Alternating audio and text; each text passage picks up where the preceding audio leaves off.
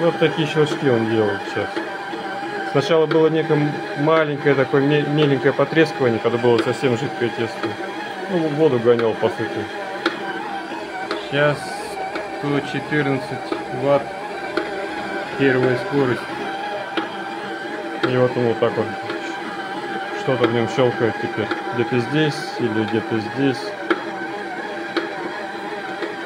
Не поймешь.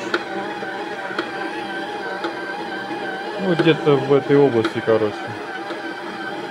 Хотя тесто довольно-таки жидкое.